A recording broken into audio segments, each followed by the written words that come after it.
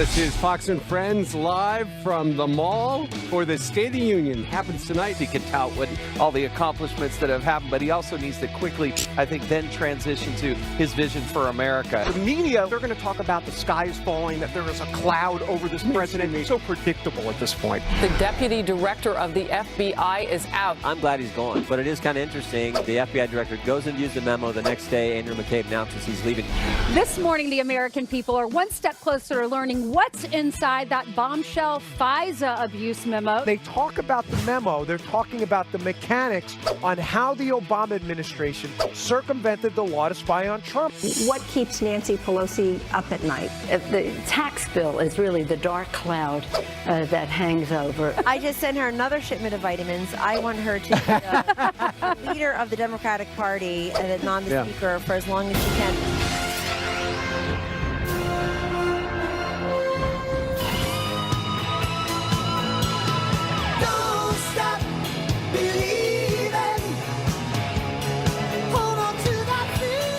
Is this song new? No, this is actually the final song in The Sopranos, which whenever I hear it, I still haven't figured out the final episode, by the way. they just ordered onion rings. It was a weird final episode, wasn't it? Right. All right, that group is Journey. We took a journey to D.C., not for the State of the Union, but to see Tucker Carlson. Tucker, how are you? Yeah, let's bring in Tucker. Are you liking D.C.? We miss you in New York. I love it here. Well, you know why we don't see a lot of Tucker anymore? Look at all the demands we have to meet before he comes on our show. That's my contract rider right there. It's unbelievable. It is. It's intense. All right, start on page one. Start on page one. Tucker, what do you want us to talk about? Let's see. You only wants to talk to Ainsley again. Yes. As usual. I'm sorry. That was my agent put that in there. It doesn't reflect my desires. Okay. All right. So, Tucker, Well, it should. yesterday, the House Intel Committee, I think 6:30, 7 o'clock, voted, okay, we're going to release that 4-page Republican-led FISA abuse memo we've heard so much about. That's right. The Democrats wrote their own 10-page rebuttal. Nobody's apparently going to see that in the public. But now it goes to the president, who could release it later today. Right. The expectation is that it will come out at the beginning of next week. That could change, but according to people we talked to yesterday, it is likely to be read into the congressional record on Monday. We could see it earlier. What's so interesting is when it does come out, that'll be the first time that most Democrats in the House see it. So for all the complaining about it, every member of the House, elected member, can read that memo. As of yesterday afternoon, a dozen Democrats outside the Intel Committee had bothered to trek over to read it. Why don't they want to know? 190 Republicans. I don't know how you can criticize a memo as illegitimate, say its release jeopardizes national security, and not read it. But they haven't. And I don't know what the answer is. We can't get a Democrat on my show to explain that. Well, here is Adam Schiff, who is the ranking member on the Intelligence Committee. He has always the constant look of concern. Here's an example. It is a sad day indeed when that is also true of our own committee, because today this committee voted to put the president's personal interest, perhaps their own political interest, above the national interest, in denying themselves even the ability to hear from the department and the FBI. And that is, I think, a deeply regrettable state of affairs. But it does show how, in my view, when you have a deeply flawed person in the Oval Office, that flaw can infect the whole of government. And today, tragically, it infected our committee. Your reaction? I think there are Democrats worth listening to who are legitimate, who speak in good faith. Adam Schiff is not one of them. He's a liar and a demagogue. I asked him a very straightforward question on my show. You had a brawl with him. I asked him a simple question, which is, do we know that the Russian government hacked John Podesta's emails? And he accused me of working for Vladimir Putin, rather than answering the question. He is not someone you should be listening to on this subject because he lies. And he is motivated, as far as I can tell, and I've watched very carefully, interviewed him a number of times, purely out of partisan motivation. There's a real question at the bottom of this, which is what happened during the 2016 election, and he's not getting us any closer to Michael Quigley says he described the memo as a book report by a high school kid. Your reaction? I mean, it may be. Look, I haven't seen it, but look, here's the question that it raises, and it's about FISA. Was that law abused by the previous administration, by the Justice Department under Obama? Was it used to spy on, to surveil Americans when it shouldn't have been? It's a really simple question. And by the way, that should concern everybody, Tucker, Republicans and Democrats. Tucker, Andrew McCabe is now out at the FBI. Right. Do you think that the FISA memo had something to do with that? Did it have a role? We spoke to a number of people yesterday who have seen the memo. They didn't characterize it in great detail, but they confirmed that he is mentioned in the memo. But they also confirmed that he is the subject of an internal IG investigation at the FBI about his behavior during the 2016 election, and that both of those combined may have been responsible for him stepping down. Chris Wray, the director at the FBI, went to one of those secret rooms in the Capitol on Sunday, looked at the 4-page memo, nodded, went home, had dinner, went to work yesterday, then essentially fired Mr. McCabe. Does it look to you like this new guy, this Mr. Wray, is trying to clean house at the FBI? I don't know. It's very hard to tell from the outside. We spent a lot of time yesterday trying to answer that question. But here's the bottom line. Every American has a right to know if the government is using its intelligence and law enforcement agencies for political purposes. Yeah. That's the end of the country. Yeah. That will destroy your country if you allow that. It's not a partisan question. It's not about Trump. It's not about Adam Schiff. It's about America. Are they using it for illegitimate purposes? Because, Tucker, right now it looks like they did. I'm really trying to withhold judgment because I don't want to believe that about my government. But all of us should be concerned enough to get the answer. Right. And it's not about Trump. It's about America. Period. And you had Peter Strzok, who's involved in every element of this investigation, released as soon as the IG lets Robert Mueller know his background. And he is the one who talks about a plan in place should Trump win. We don't know if he's kidding. We don't know what it's about. Andy's office is a reference. And they talked about a secret society. People say, well, he was kidding. We don't know. And now we're about to see those somebody saw those 5 months worth of text messages between him and Lisa Page. What's so striking to me is to see reporters, self-described journalists say it is illegitimate to want to know the answers to these questions. Right. You're undermining public faith in government. Really, I'll tell you what undermines public faith in government, law enforcement, and in our intelligence agencies is the suggestion that they might be acting out of political motive.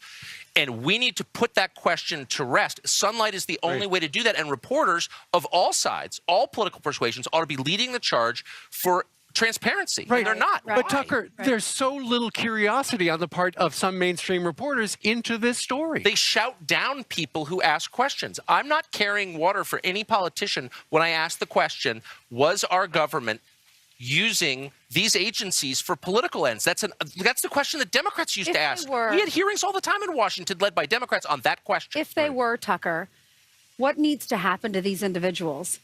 Well, I don't think there's any graver betrayal of the public trust than to use the awesome power of these agencies for political ends. It's actually terrifying. That's when your police become the secret police. Right. I'm not saying that happened. Right. I am saying we have an obligation to find out if it did. I know we all agree that things are bad in Washington and around the country. People are polarized, but something happened to end that lockout shutdown. You had a bunch of Democrats overcome their leadership and vote 80 votes just to put us back in order, and Schumer took a direct loss. Now there's a sense the president's going to give his address tonight on unity and bipartisanship because he can't pass anything without it.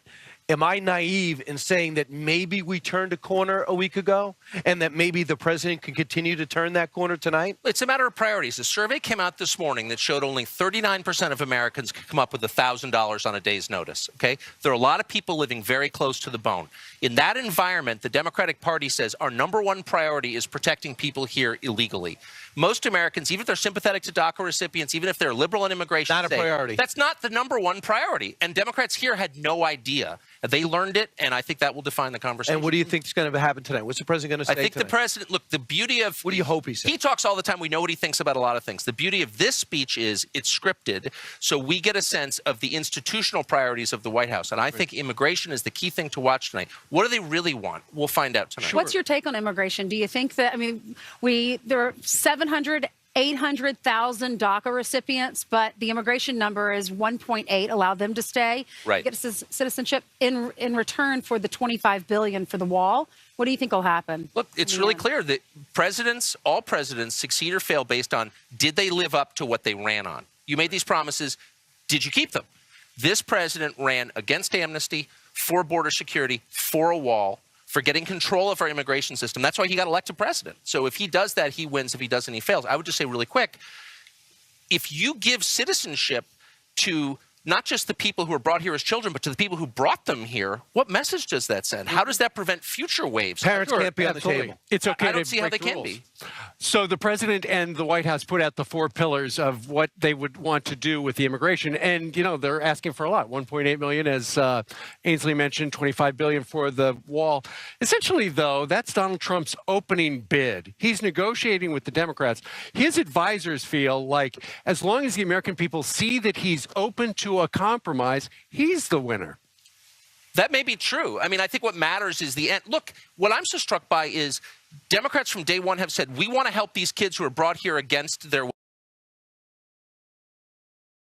came here as children. They're stuck between countries. Everyone gets And that. the president agrees. And the president said, fine, we're going to put them to the head of the line in front of all those people waiting to get here legally. We're going to give them amnesty. And Democrats said, white supremacy. That's racism. Huh? Make America white So again. if you get what you asked for and you call it white supremacy, maybe you didn't really want that in the first place. Maybe it's about something else. Maybe you're not negotiating in good faith. But this is their big issue. They're supposed to be working for the Dreamers, and yet it looks like they're not. Look, they ignored the middle class. The middle class elected Donald Trump. Right. That's the bottom line. They've given up on the middle class. They're not interested in speaking to middle class issues, and instead they want to import brand new voters to change the mix going forward. I have a question for you.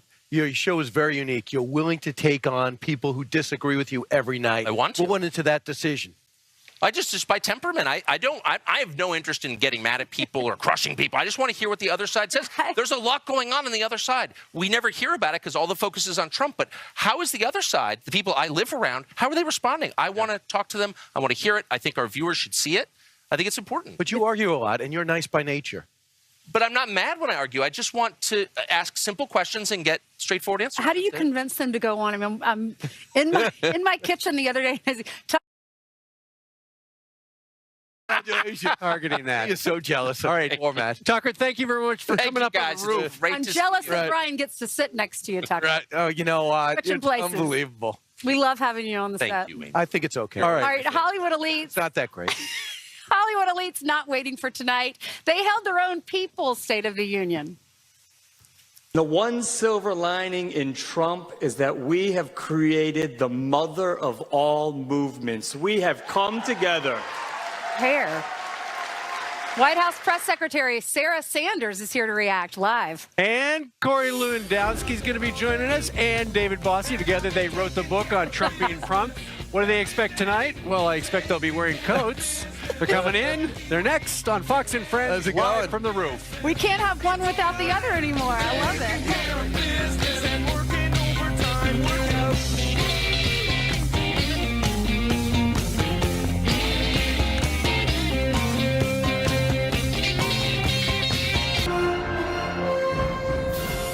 Tonight, President Trump addresses America in his first State of the Union address. So what can we expect when he takes the stage? Former campaign managers Corey Lewandowski and David Bossie wrote the book on Trump being Trump, and they join us live. Guys, good morning to you. Good morning. Best-selling book. Let's start a tag team effort.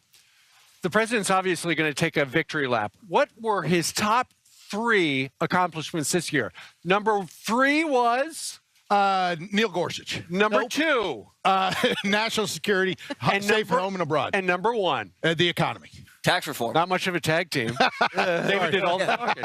First time he's done all the work. I wrote the book. Okay? First time he's done all the work, believe me. Oh, wow. Wait a second. What do you have to say about that? Because you brought him on, right? Didn't you? That's why we make a pretty good team. It's okay. We're all good. Well, remember the president addressed the joint session of Congress a year ago, and there was controversy swirling around Russia. Here we are the next year, and we're talking about Russia. I know that's not going to be in the speech tonight, but for the president, in reading Howie Kurtz's book, he's come a long way in a year in solidifying the staff and getting things going. Can you describe the differences from the outside in, from when it started and from where he is? You have to remember, when he came to Washington just over a year ago, he'd never been in the city before. Most of the team had been brand new. When you look at the top 8 or 10 people who came to the administration, they had never worked in the government. I think of Jared Kushner and, senior guys, Steve Bannon, Bannon, Kellyanne Conway, never worked inside a government office before, so there's some growing pains there. 6 months in, he makes a change with Reince Priebus to John Kelly, and now you see a process and a procedure in place that is very strict, very stringent, very clear of the way things are going to operate. That's how the White House is operating now, and that's why they're moving in a different direction. And I think on top of that, you see a president, as every president has before him, grow and learn in the job of what it is to be president. And I think you're seeing that more and more every day. Corey, your famous phrase is "Let Trump be Trump." That's the name of the book. Do you think that, you'll hear some naysayers that say, I support him, and if you look at my paycheck, clearly tax reform's helping me and he's doing a lot for my family, but I will hear from some people say he needs to be more presidential and not tweet the way he does, but yet if he stops doing that, he's not going to be himself. Look, I love when the president tweets. It is an insight into what he's thinking about at the time. He's authentic. He's genuine. I think that's what the American people fell in love with. Name calling. You know what I love? I love that we have a president who's willing to tell people the truth, and we don't have time for political correctness. So he gets by that by going directly to the people. Now, look, I think some of the staff don't like it too much. They don't try, They can't control him, but he is someone who can go directly to the people and get a message out. Real quickly, what will tomorrow's headline be about the State of the Union tonight? I think it's going to be prosperity for all, that he is trying through his tax reform and tax cuts, his plan for America, that all Americans are going to benefit from it, not just some, but all Americans. And I think we're seeing it from Walmart employees going from $9 to $11, from all of the companies across America giving their bonuses and increasing paychecks across America. Right. And just so you know, there's always seemed to be something on the outside that trips up the president when he gets on a roll from the inside. So I just wonder what external. I don't think they would agree with that. Look, let's release the memo, and then we'll talk about that. How's that? That's what we've been waiting on. Let's see the memo. Let's wait a few days if you're the president, though, on the memo, Look, right? Tonight's going to be a big night for the president. It's about the economy. It's about how great we're doing. That's what's going to be important. And there's a 5-day process that went into place yesterday. I think we're going to be talking about that early next week. Corey, David, thank you very much. Thank you so much. Thank you. Thank you. All right, coming up, you have seen her do the weather in our New York studio. Now Janice Dean is getting the temperature on our D.C. bureau. She takes us on a tour of Washington next.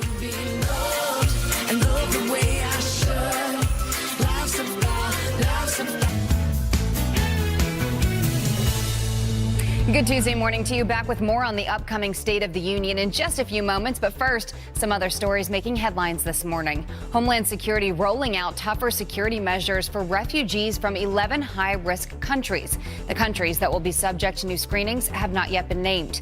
The changes follow a 90-day review of those countries to ensure the refugees do not pose a threat to the U.S.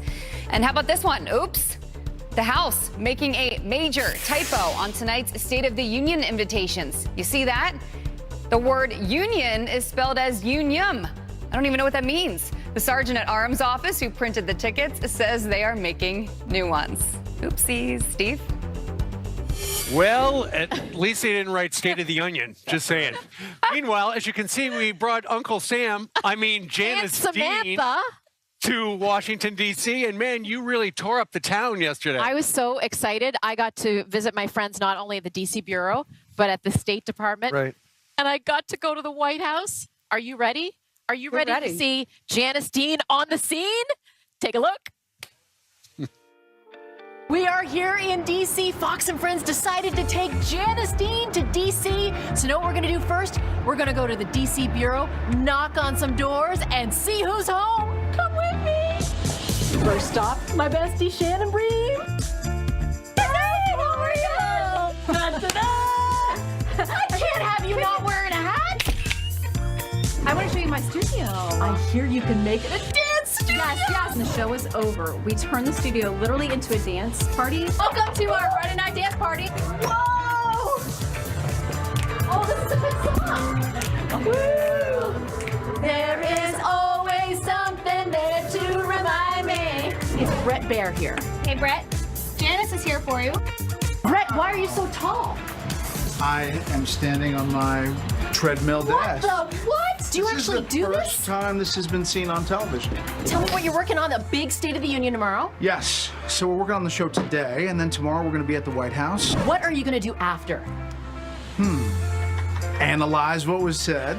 Okay. And then maybe go have a drink. A drink or two? Yeah. We'll meet you at the bar afterwards. Deal.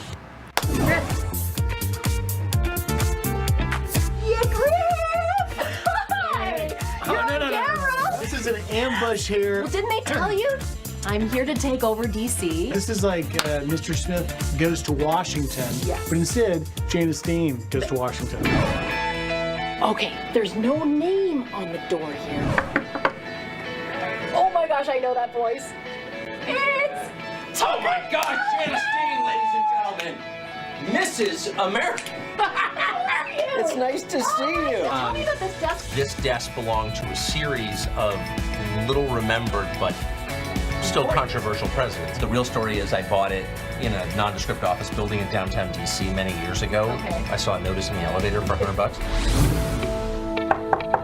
Come on in. Good to see you. It's great to see you. Welcome. Welcome. I love it. This is so official. Is this the book right here? Yeah. Are you working on the Yeah. book? Yeah. So every time we see you at the State Department in the Yeah. briefing room, Well, you bring I can't this. show you what's in the Oh, book. but okay, okay. I can tell you what's in the book. Everything from Afghanistan to Nagorno-Karabakh. You name it. We've got it in there. It's all our U.S. foreign policy. It's such an honor to serve my country, and the people I work with are incredible. Now, so can we- I miss you guys, but Will you take this I'll big take it. book? And can you show us the press briefing room? Yeah.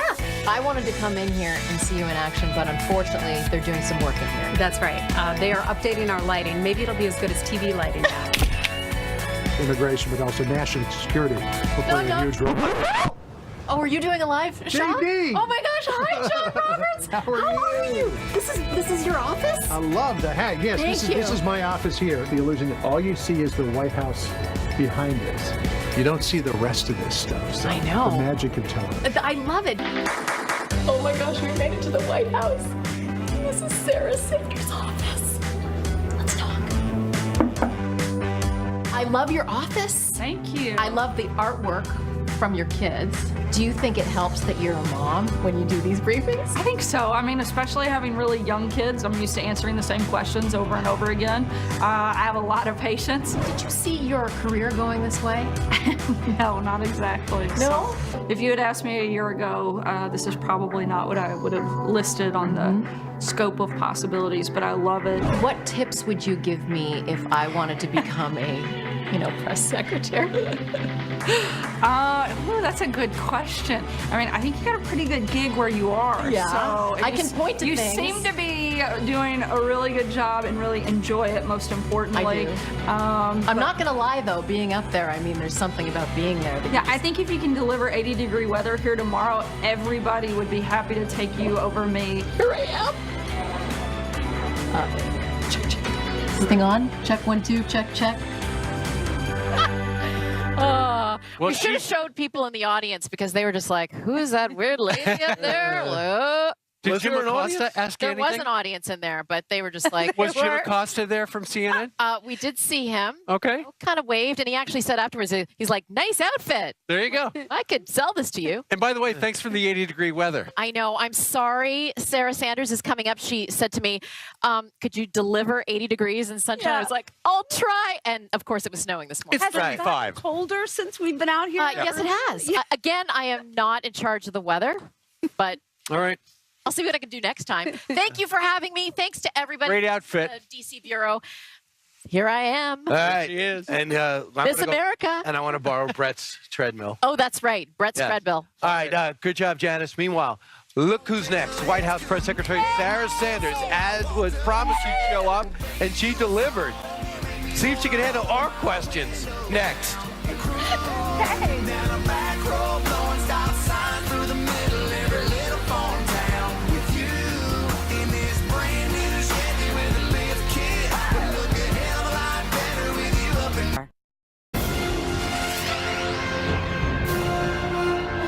The one silver lining in Trump is that we have created the mother of all movements. We have come together. The need to remove him. That is, at this point, a moral imperative for each and every one of us. The Nazi Party had an approval rating of 37 back in the day.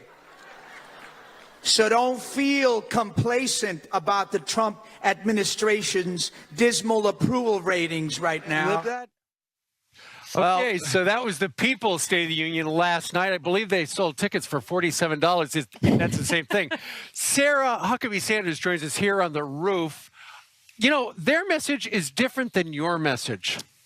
Thankfully so, because their message is one of negativity and, frankly, I think a little bit of delusion. Look, we've had an incredible first year. The economy is booming. ISIS is on the run. We're remaking the judiciary. This has been a historic year by any way you look at it, and I think most Americans look at it by the economy, and there is no denying that the economy is certainly better under this president than it has been under the previous administration. We're really excited about talking about our successes of the first year, but even more so what we are going to accomplish over the next 7 years and how much better things are going to be after 8 years of President Trump, as we've seen just in this first year. Does it bother the president? Because a lot of these celebrities are people the president's known for his life. You know, he's been in the limelight since really he was in his 30s. Does it bother the president when he finds out a group of celebrities are down the block ripping him? Look, I think if Americans cared what celebrities thought, then Hillary Clinton would be president, but they clearly don't. She brought out every A-list, B-list, and C-list celebrity she could find to help her build crowds, and it didn't matter. Americans wanted somebody to come in and shake up and change Washington, and that's exactly what President Trump did, and that's exactly why he's been an incredible president and why we've had such a successful first year. I almost feel like I was watching the Grammys, and I almost feel I was one of the few people, I guess, that watched it because the ratings were down. And I feel like it's almost helping this administration when you have these celebrities, because his base, your administration's base, is in middle America, and they can't relate to what Hollywood's saying and thinking. I think it's another reminder of how out of touch Hollywood is. But frankly, I almost feel sorry for these people. They're so focused on hating this president that they're missing all of the great things that are happening in this country. And I think that's really sad for them. And I think they're missing an opportunity to actually bring people together and show a better side of themselves. Instead, I think they look small. And I think it is, like you said, it's impacting them in a much more negative way than certainly it is impacting the president, because he's doing great. He's in great spirits. The country's doing great. And we're really excited about it. Well, those were images from the hashtag fake State of the Union. The real one tonight back there in the House of Representatives. What's going to be the headline tomorrow morning? I just asked Corey and David that question, but what will people be talking about what the president says tonight? Look, I think you're going to see the heart of the president tonight. I think you're going to hear a very optimistic What do you message. mean the heart? Look, you don't often, the president, when he makes big addresses, he's yet to have a big moment that hasn't gone well. This is a person who rises to the occasion. I think you're going to see a lot of that tonight. Again, he has a great story to tell.